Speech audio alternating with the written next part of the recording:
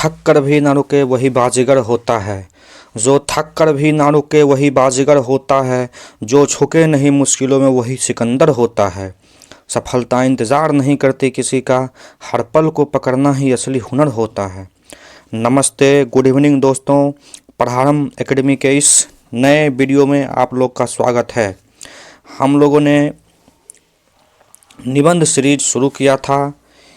इसके तहत हम लोगों ने अभी तक 6 निबंध की क्लासेज इस वीडियो यूट्यूब चैनल पर अपलोड कर दिया है। यदि इससे पहले आप लोगों ने कि निबंध कैसे लिखें, भूमिका कैसे लिखें, मध्य भाग में किन किन आयामों को शामिल करना चाहिए, इन सभी संबंधित वीडियो को नहीं देखा तो उसे जाकर देख सकते हैं और अपने निबंध लेखन शैली को मजबूत और बेहतर कर सकते हैं। हम अभी बीपीएससी के 71वीं बीपीएससी और अन्य जो आगामी जो भी बीपीएससी परीक्षाएं होगी उसको ध्यान में रखते हुए बीपीएससी के थर्ड सेक्शन जो कहावत वाला निबंध होता है, वो बीपीएससी के थर्ड सेक्शन वाले निबंध को ध्यान में रखते हुए उसके कहावत वाले सेक्शन को हम ध्यान में रख रहे हैं। और उसमें हम कहावत वाले सेक्शन में सबसे पहले डेली अभी तक में हमने 4-5 वीडियो मतलब कहावत का भावार्थ और अर्थ को हमने निबंध में बताया है। इसके तहत हमने कैसे लिखें कहावत का अर्थ के साथ, भावार्थ के साथ, उसकी चर्चा की है। इस सीरीज के तहत हम लोग एक प्रीवियस ईयर और एक संभावित जो कहावत का लोकोक्ति आ सकता है उस पर चर्चा करते हैं। इसी कड़ी में आज हम लोग का शीर्षक है खेत खाए गधा मार खाए जोल्हा। गांव देहात में ये सारी चीज़ें हम लोग सुनने को देखने को मिलती है, चूँकि लोकोक्ति व्यंग्यात्मक रूप में होती है। ये समाज में घटित होने वाले घटनाओं, समाज में जो मूर्त रूप में जो चीज़ें घटित होती है उसी को व्यंग के रूप में लोकोक्ति कहती है और ये मानवीय जीवन की वास्तविकताओं की चर्चा करता है। जो गांव घर के लोग होते हैं, जोल्हा यहाँ एक विशेष जाति की बात नहीं करता है, मतलब किसी रखवार की बात करता है या विशेष जो लोग गधा पालन करते हैं, उस गधा पालन करने वाले या किसी भी प्रकार के जानवर का हम लोग देखते होंगे परिवार में, पड़ोसी में जो है, यदि आपका फसल है, फसल गधा खा गया, बकरी खा गई, गाय भैंस चर गई, तो उसका प्रभाव जो है, उसका लड़ाई झगड़ा गांव घर में बकरी के जाके साथ कोई लड़ाई नहीं करता है या फिर कोई भैंस गाय के साथ लड़ाई नहीं करता, बल्कि उसका जो मालिक होता है, उसका जो रखवार होता है या जो उससे कार्य संबंधी जुड़ा है उससे उसका झगड़ा होता है। तो ये बात गांव घर में देखते हैं कि एक बकरी के चलते बहुत सारे बार मर्डर हो जाते हैं कि एक बकरी किसी की घर में चली गई, उसका कुछ रोटी खा लिया, दाना खा लिया, गाय किसी के खेत में चढ़ गई, गाय चढ़ने को लेकर तो मर्डर तक हो जाते हैं भारत में, बिहार में खास करके। तो इस बात के संदर्भ में ही कह रहा है कि खेत खाए गधा मार खाए जोल्हा, यानी इसका अर्थ है कि खेत गधा नामक जानवर ने खाया, लेकिन जो उसका पालतू था, जो पालन करता था, वो मार खाया उसके बदले। यानी ये न्याय में विसंगति की बात करता है कि अपराध बोध किसी और ने किया है। ये मूर्खता की बात करता है कि कार्य का अंजाम किसी और ने दिया और परिणाम और प्रभाव किसी और को भुगतना पड़ रहा है। तो इस टाइप के शब्दों का प्रयोग आपको निबंध में भी करना चाहिए। तो ये इसका इम्पैक्ट की बात कर रहा है कि प्रभाव और परिणाम की चर्चा करता है कि कार्य किसी और ने किया है, उसका अंजाम, उसका प्रभाव किसी अन्य व्यक्ति को पड़ रहा है। अब इसकी भूमिका हम लोग कैसे लिखेंगे? तो भूमिका में कई प्रकार से भूमिका लिखने के लिए हम बताए हैं पिछले कई सारे वीडियो में। तो उसी में है कि भूमिका लिखने में जलवायु परिवर्तन में योगदान देने वाले कारकों के उत्सर्जन में सबसे महत्वपूर्ण भूमिका विकसित देश तथा अमीर लोगों को सबसे अधिक योगदान है, अमीर लोगों का सबसे अधिक योगदान है, लेकिन इसका प्रभाव अल्प विकसित तथा गरीब लोगों पर अधिक पड़ता है। क्योंकि जलवायु जनित आपदाएं मान लीजिए हो रही है, हीट वेव हो रहा है, मान लीजिए गर्मी आ गया, बहुत ज़्यादा गर्मी या बाढ़ है, ठंड है बहुत, तो गरीब जो लोग होंगे, अमीर लोगों के पास गर्मी आया तो कूलर हो गए, एसी हो गए, पंखे हो गए। अब गरीब लोगों के पास जीवन जीने की मूलभूत आवश्यकताएं भी नहीं है, तो वो हीट वेव के प्रभाव में आ सकता है, उसको लू लग सकती है। जो रोज़मर्रा के दैनिक होते हैं, लेबर होते हैं, वो लोग काम करने के लिए जाएंगे, उसकी मृत्यु तक हो सकती है। तो भूमि और जबकि एसी, फ्रिज, कूलर का प्रयोग करके पर्यावरण का क्षरण कौन कर रहे हैं? अमीर लोग कर रहे हैं, और उसका इम्पैक्ट किस पे पड़ रहा है? गरीब लोगों पर। औद्योगिक क्रांति में विकसित देशों ब्रिटेन, चीन, अमेरिका जैसे देश दुनिया में उत्सर्जन मानक में तीव्र रहते हैं, लेकिन उसका प्रभाव छोटे छोटे द्वीपीय देशों, तटीय इलाकों में रहने वाले लोगों पर पड़ता है, उसका द्वीप डूब जाता है। तो ये हम लोग देखते हैं कि इम्पैक्ट के रूप में हम भूमिका में इसको लिख सकते हैं कि कारण कोई और देश रहा है, कारण कोई और व्यक्ति रहा, उसका परिभाव, उसका परिणाम कोई अन्य भुगत रहा है। ये भावार्थ की बात करता है। अर्थ पहले गधा फसल चरता है, खेत खराब करता है, लेकिन सजा गधा के मालिक को मिलता है। ये कह रहा है कि अपराध करे कोई और, सजा पाए कोई और, इसकी ये चर्चा करता है। मूर्खतापूर्ण कार्य करने की ये बात करता है कि परिणाम और प्रभाव किसी अन्य पे हो रहा है, जबकि कार्य का इंजाम किसी और ने दिया है। तो ये चीज़ें इसमें होता है। आसपास में भी बहुत सारी चीज़ों में आप इस चीज़ को आप लोग अवलोकन कर सकते हैं। लोग घटनाओं के आधार पे या आसपास में जो पड़ोसी के साथ झगड़े हो रहे हैं, तो छोटी छोटी बातों में समस्या कोई और था, उसका समाधान निकलना चाहिए, जबकि उसके प्रभाव किसी अन्य व्यक्ति पर पड़ता है। और तो इसी बात में अब इसके पीछे का कारण हम लोग जानना चाहेंगे कि इसका पीछे कारण क्या है। तो घटना और तथ्य की सही जानकारी नहीं होती है कई बार, कि हम जैसे हम गए दो जगह युद्ध, दो दोस्त आपस में झगड़ा कर रहा है, दो लोग आपस में झगड़ा कर रहा है। अब हम बिना किसी परिस्थिति, बिना किसी घटना को जाने किसी तीसरे व्यक्ति को हम उसको इल्ज़ाम ठहरा देते हैं कि तुम ही ने ये काम किया होगा, तुम ही ने ऐसा किया होगा, ये चीज़ तुम कर सकता है। अब पता चलता है कि हमको घटना के बारे में सही जानकारी नहीं था, उसके बारे में फैक्ट्स और फिगर के बारे में जानकारी नहीं था। जैसे कुछ लोग कहेंगे, गांधी एग्जाम्पल के तौर पे ये चीज़ें उसका नहीं, जैसे कि गांधी जी का स्वतंत्रता आंदोलन में योगदान, अब उसके बारे में लोगों को तथ्य और घटना की जानकारी नहीं है, और तथ्य पे इसको तोड़ मरोड़ कर देंगे तो फिर उसका इम्पैक्ट हमारे इतिहास पे पड़ेगा, बच्चों पे पड़ेगा। नियमों में विसंगति हो सकती है कि किसी को हो सकता है कि कानून में कुछ बातें हैं जो उसको समझ नहीं पाया, या नियम और रूल कुछ और थे जो उस देश को नहीं समझ में पाया, तो इससे उसका हो सकता है प्रभाव किसी अन्य व्यक्ति पे पड़ा। दूसरा बात एवं विसंगति का मतलब हुआ कि जैसे जो कारक था या जिसने घटना के अंजाम दिया, जैसे जलवायु परिवर्तन, इसका कारण जो है विकसित देश, अमीर लोग हैं, तो इसको नियम होना चाहिए कि उसी के उसका वो हर्जाना भी भरे, उसी के ऊपर इम्पैक्ट भी ज़्यादा पड़े, लेकिन इसका प्रभाव उल्टा है, नियम में सटीकता नहीं है, तो इसीलिए इसका नकारात्मक प्रभाव पड़ता है। कार्य क्या है और उसका परिणाम क्या होने वाला है, इसकी भी जानकारी यदि लोगों को नहीं होगा तो हम लोग को न्याय में विसंगति हो सकती है, कारण और प्रभाव में अंतर हो सकता है। तो ये उसके पीछे का कारण था। अब उसका नकारात्मक आयाम देखते हैं और प्रभाव देखते हैं।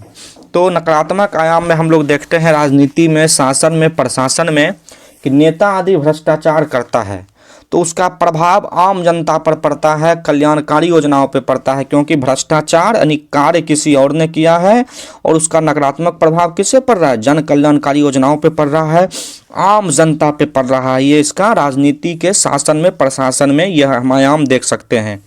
प्रशासकों में लाल फीताशाही का प्रभाव जो है, यदि वो लाल फीताशाही करे, प्रशासन जो है योजनाओं को सही से नहीं चलावे, वो जैसे पुलिस व्यवस्था है, अब किसी के ऊपर इल्ज़ाम लगा, वो सही से जांच परख नहीं करेगा, वो सही से रिपोर्ट तैयार नहीं करेगा, एफआईआर सही से दर्ज नहीं करेगा, तो हो सकता है किसी निर्दोष और गुनाह लोग को भी, बेगुनाह लोग को भी सजा दे दिया जाए। तो आप एक इस अन्य डायम में भी इसको भी पुलिस प्रशासन में भी जोड़ सकते हैं। तो गरीबी बढ़ती है, इससे असमानता बढ़ सकती है, क्योंकि लाल फीताशाही हो रहा है, कल्याणकारी योजनाएं जनता तक नहीं पहुँचेगी, तो फिर असमानता आदि प्रभावित होगा। अपने फायदे के लिए राजनेता क्या करते हैं, हेट स्पीच देते हैं, उससे धार्मिक दंगे होते हैं, जातीय हिंसा होती है और उसका प्रभाव आम जनता पे होता है। हिंसा और दंगे मारे कौन लोग जाते हैं, आम जनता मारी जाती है, आम पब्लिक मारी जाती है। इसलिए देखते होंगे कि झंडा धोने वाले अधिकांश लोग आम पब्लिक होते हैं और उससे नेता लोग राजनीतिक फ़ायदा उठा लेते हैं। और जो हमारे नेतागण हुए, उसके बच्चे विदेशों में पढ़ते हैं, हार्वर्ड में पढ़ेंगे, कैलिफोर्निया में पढ़ेंगे, ब्रिटेन में पढ़ेंगे, और हमारे भारत में वो बच्चों को धार्मिक ज्ञान की बातें करेंगे। तो इन चीज़ों को ध्यान रखना चाहिए कि कारण कुछ और रहता है, कार्य कोई और करता है, उसका प्रभाव किसी अन्य पे पड़ता है। तो इसको ध्यान रखना चाहिए लोगों को। इससे प्रभाव होगा, लोकतंत्र पर खतरा होगा, भ्रष्टाचार बढ़ेगा, जन विश्वास में कमी आएगी। तो ये सारे इसका हुआ, हम लोग कारण और प्रभाव लिखते जा रहे हैं। अगला, न्याय प्रणाली में अपराध बोध किसी और ने किया हो और सजा में अंतर हो तो न्याय से भरोसा उठ जाता है। कि न्याय प्रणाली में जैसे मान जाए रेप पीड़िता में, रेप के मामले में, या फिर किसी भी घटना को अंजाम देने में, हो सकता है कहीं पे घटना का इल्ज़ाम किसी और ने दिया हो और उसका राजनीतिक रसूख हो, वो राजनीतिक रसूख वाला व्यक्ति बच जाता हो, और जो किसी गरीब जनता, किसी आम पब्लिक या किसी जिसका राजनीतिक पहुंच कम है उसको फंसा दिया जाता है, तो जो है लोग फंस जाते हैं। तो ये समस्या के कारण जो है ये चीज़ें होती है। अब अगला है, परिवार में, समाज में इन चीज़ों को हम लोग कैसे देखते हैं। ठीक, परिवार में, समाज में हम देखते हैं कि गलती किसी भी प्रकार के बच्चे करते हैं। बच्चा कोई प्रकार का अपराध करता है, बच्चा कोई प्रकार का अनैतिक कार्य करता है, नशाखुरानी करता है, हिंसा करता है, तो उसका प्रभाव उसके माता पिता पर पड़ता है, उसकी समाज पर, उस समाज में उसकी प्रतिष्ठा पे, उसके पद पे प्रभाव पड़ता है। किसके? परिवार में। तो परिवार के बच्चे भी सतर्क रहें भाई, काम तुम करो तो ये नहीं हो कि नहीं कहता है कि काम ऐसा करो कि 7 पीढ़ी देखें तो ये नहीं कि गलत काम नहीं कर देना है कि तुम और तुम्हारा पूरा खानदान को भुगतना पड़ जाए। तो ये वही बात करता है कि गलती तुमने किया है, खेत तुमने खाया है और मार जोल्हा लोग खा रहा है, नहीं तुम्हारे परिवार को भुगतना पड़ रहा है। तो ये चीज़ को ध्यान देना चाहिए। गलती बच्चे करते हैं लेकिन प्रभाव जो है माता पिता पर होता है। अगला हम लोग देख रहे हैं कि सड़क दुर्घटना, बहुत ही इम्पोर्टेंट ये पॉइंट है। आप लोग देखिए, कहावतें लोक जीवन का आयाम ही होती है और जो हमारे जीवन में घटित होती रहती है घटनाओं के रूप में, उसी का वर्णन हमेशा कहावत में किया रहता है। बस कहावत या लोकोक्ति जो है उसी को व्यंग के रूप में करती है। हमको आपको आम जीवन की घटनाओं और हाल आपके आसपास जो चीज़ें हो रही है उसकी प्रासंगिकता के अनुसार आपका को कहावत का विश्लेषण करना आना चाहिए। उसमें बेहतर शब्द, बेहतर मानक शब्दों का, भाषाओं का प्रयोग करके आपको कहावत का विश्लेषण करने आना चाहिए, ताकि आपको लगे कि हम जो है एक निबंध में समझ हम लोग की ठीक है और हम लोग बेहतर निबंध लिख रहे हैं। तो इस बात को हमेशा ध्यान रखना चाहिए। तो वही हम देखते हैं कि सड़क दुर्घटना में गलती होती है सामान्यतः किसी और की, चाहे वो गाड़ी वाले, जैसे मान जाए कि एक गाड़ी सड़क पे जा रहे थे, अब एकाएक कोई बाइक सवार आया और वो जो है पार कर गया, लेकिन जो सामने से 2 कार वाले आ गए थे वो दोनों कार वाले बेहिचक में हो गए किधर जाए, और वो दोनों कार वाले आपस में टकरा गए और दोनों कार वाले में से दुर्घटना का शिकार हो गए। गलती किसकी थी? तीसरे बाइक वाले की। उसके बाद हो सकता है कि कार रॉन्ग साइड से जा रहा है और किसी बूढ़े व्यक्ति या किसी अन्य व्यक्ति को वो ठोकर मार दिया हो।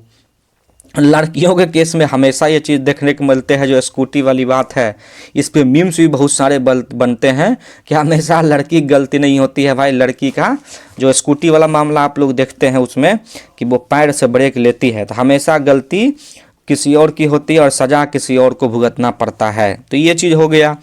इतिहास के कालखंड में हम लोग देखते थे प्राचीन समय में कि पति को मृत्यु हो जाता था तो उस पत्नी को सती प्रथा, सती होना पड़ता था। ये कहाँ का न्याय था कि भाई मृत्यु पति का हुआ है तो उसके साथ सती जो है वो पत्नी को होना पड़ता था।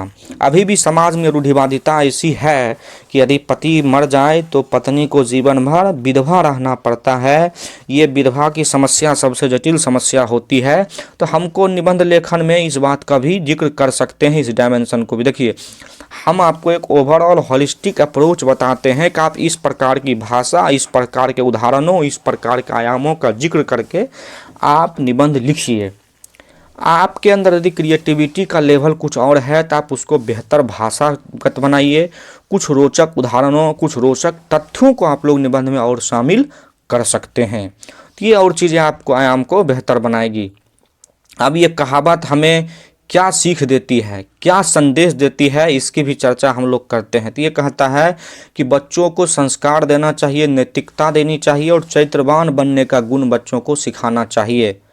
ट्रैफिक नियमों का पालन हमेशा करना चाहिए कि ये वहाँ कहावत कहता है, नहीं तो फिर क्या होगा, वही न्याय की गलती किसी और की रहेगी, उसका प्रभाव किसी और पे पड़ेगा। समाज में न्याय प्रणाली सुसंगत होना चाहिए। जो हम पंच परमेश्वर वाली जो बात हम लोग सुनते हैं, जो इसमें हम बोले साहित्य वाले रूप में आप यहाँ जो पंच परमेश्वर की कहानी है उसका जिक्र कर सकते हैं कि प्राकृतिक न्याय प्रणाली का पालन के तहत जो ओरिजिनल न्याय है, जो वास्तविक में सजा जिसको होनी चाहिए, जिसने घटना किया वास्तव में, उसको न्याय मिलना चाहिए, उसी के साथ सजा देना चाहिए। निर्दोष कभी दोषी सिद्ध नहीं होना चाहिए। हम लोग जानते हैं कि भारत की न्याय व्यवस्था भी इसी पे कार्य करती है कि भलों हजारों गुनाहगार बच जाए, लेकिन एक बेगुनाह को सजा नहीं होनी चाहिए। भारतीय न्याय प्रणाली प्राचीन समय से इसी पे कार्य करती है कि हजार गुनाहगार भलों माफ हो जाए, लेकिन एक बेगुनाह को फांसी की सजा, मृत्यु की सजा या उसको सजा नहीं होना चाहिए। हमारा जो वर्तमान में भी न्याय प्रणाली इसी पे चलता है। तो न्याय प्रणाली बेहतर होना चाहिए कि बेगुनाह को हमेशा सजा नहीं मिलनी चाहिए। जिसने घटना को अंजाम दिया है उस पे होना चाहिए।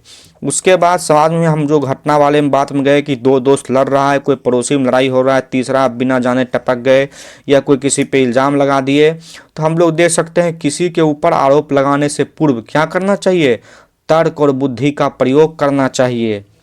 परिणाम क्या होगा, उसका प्रभाव क्या होगा। जैसे कोई अफसर भ्रष्टाचार कर रहा है तो उसको अपने ऊपर परिणाम के साथ साथ वो जिस पद के लिए बैठा है वो किसके प्रति उत्तरदायी है, जनता के प्रति जवाबदेह है। तो जनता के ऊपर क्या प्रभाव पड़ेगा, उसका क्या परिणाम होगा, उस अफसर को उसका चिंतन करना चाहिए। राजनेताओं को भ्रष्टाचार करने से पहले परिणाम और प्रभाव की चिंता कर लेनी चाहिए। यदि आप छात्र जीवन है, यदि आप कोई काम कर रहे हैं, जैसे छात्र जीवन यदि पटना में है और आपके माता पिता बहुत सारे उम्मीदों के साथ, आप उसके बूढ़े जीवन का सहारा हैं, आप उसके बुढ़ापे का सहारा हैं कि अच्छा नौकरी लेकर पाइएगा, तो कम से कम आप उसके ऊपर बोझ बन के नहीं रह पाइएगा और उनकी भी ज़िंदगी को आप भी ठीक ठाक तरीके से देख लीजिएगा। लेकिन आप जो है इस चीज़ों को ध्यान नहीं रखते हैं। जब आप पटना, मुंबई, दिल्ली, कोटा शहर, जहाँ भी, बेगूसराय, जहाँ भी रह कर आप तैयारी करते हैं, शहरों में रह कर तैयारी करते हैं, वहाँ माता पिता के बातों को ध्यान नहीं रखते हैं, तो आप टाइम पास करते हैं, मस्ती करते हैं या अन्य अनैतिक कार्य करते हैं। वर्तमान समय में हमारा समाज सबसे बड़ी समस्या नशाखुरानी का शिकार हो रहा है। तो जो नशाखुरानी की समस्या है उसका भी यही इम्पैक्ट है कि नशा जो है एक व्यक्ति शुरू करता है, उसका प्रभाव पूरे समाज पे पड़ता है। और फिर हम लोग देखते हैं कि जैसे समाज में हुआ कि उसका प्रभाव उसके माता पिता और बच्चों पर भी पड़ता है। तो हमें भी नैतिक होना चाहिए, प्रभाव और चिंतन की बात करनी चाहिए। कहावत हमेशा व्यापक अर्थ में होता है, कार्य सिद्धि के अनुसार उसको इलुबरेट आपको करने आना चाहिए। आप अपने आसपास की घटनाओं, अपने व्यक्तिगत जीवन की घटनाओं से उसे जोड़कर लिखिए, उसको उदाहरण दीजिए, उसको प्रासंगिक बनाइए, ताकि कहावत लिखने वाले को लगे कि आप सटीक बातें करते हैं, सही बातें लिखे हैं। ऐसा नहीं है कि खेत खाए गधा मार खाए जोल्हा में जो है खाली न्याय प्रणाली और उसी व्यवस्था से जोड़ को लिख दें, तो नहीं, ये बहुत सारे मल्टी डायमेंशनल अप्रोच होता है। तो इसकी ये सीख कहावत देता है। तो आपको ध्यान रखना चाहिए कि कहावत क्या कहता है। अब निष्कर्ष हम लोग क्या लिखेंगे, निष्कर्ष में लिख सकते हैं। इसे निष्कर्ष आप लोग अपने तरीके से, मेरा डायमेंशन है कि हम आपको भूमिका और निष्कर्ष में क्या लिखना चाहिए उसकी चर्चा कर देते हैं। उपर्युक्त विश्लेषण से स्पष्ट है कि लोकोक्ति न्याय प्रणाली परिणाम तथा प्रभाव में विसंगति को बताता है। यह अज्ञानी, शिक्षित, अशिक्षित तथा क्रूर समाज, ये पॉइंट लिखिएगा, यह अज्ञानी, अशिक्षित तथा क्रूर समाज को समता मूलक शिक्षित समाज बनने की प्रेरणा देता है। अतः आवश्यक है कि हम अपने में तर्कवाद को बढ़ावा दें तथा नीति निर्धारण में सत्यनिष्ठा, करुणा, दया का समावेशन करें ताकि बेहतर समाज बन सके, ये लिख सकते हैं। और लास्ट में कोटेशन, न्याय व्यवस्था हंसावृत्ति प्रारूप में होनी चाहिए। हंसावृत्ति मतलब बार बार बता रहे हैं, हंसावृत्ति न्याय मतलब दूध का दूध, पानी का पानी। जो दोषी है वही दोषी है, जो बेगुनाह है वो बेगुनाह है। तो ये चीज़ें होनी चाहिए। तो हम लोगों ने एक ओवरऑल डायमेंशन में इस निबंध को देखा। आप लोग इस हम टेलीग्राम, इसके नीचे टेलीग्राम चैनल का लिंक हम लोग दे देते हैं। आप निबंध लिखना चाहते हैं तो निबंध लिख के आप इसको लिखिए, और लिख के यदि आप लोग को निबंध लिख के चेक कराना है तो एक ये व्हाट्सअप नंबर है प्रारंभ एकेडमी का 9155435289। आप इस पे प्रारंभ एकेडमी पे निबंध लिखकर आप इसको यहाँ पे भेज सकते हैं। आपके कॉपी का मूल्यांकन करके आप में क्या कमी है, क्या फीडबैक है, क्या सुधार होना चाहिए, आपको इस नंबर पे व्हाट्सअप करिए निबंध लेखन को, आपको वीडियो मतलब फीडबैक दिया जाएगा। कॉपी का ये फ्री ऑफ कॉस्ट रहेगा निबंध मूल्यांकन करने के लिए। 9155435289 ये हम लोग का निबंध का नंबर है। इस पे आप लोग लिख के निबंध भेजिए, या किसी प्रकार के आपको mains answer writing related prelims foundation में किसी प्रकार की समस्या हो तो आप मैसेज करके सुझाव मांग सकते हैं। याद रखना है, फ़ोन नहीं करना है, मैसेज करना है। चलिए अगले तो ये हम लोग का हुआ खेत खाए गधा मार खाए जोल्हा। आज हम लोगों ने इस निबंध को देखा। मिलते हैं अगले वीडियो में। आप अपना निबंध लेखन करते रहिए, चाहे बिगनर्स हो, इस बार एग्ज़ाम देना हो, अगले बार एग्ज़ाम देना हो, निबंध का किसी भी प्रारूप में तैयारी करना हो तो इसके लिए निबंध है। अब हम लोग मिलते हैं नेक्स्ट वीडियो में। Bye, good night. अपना और अपने जनों का ध्यान रखिए, खास करके मेरे मित्र दोस्तों। ठंड का मौसम है तो उस हिसाब से अपने हेल्थ का ध्यान रखने हुए अपने पढ़ाई पर ध्यान दीजिए। Bye, good night.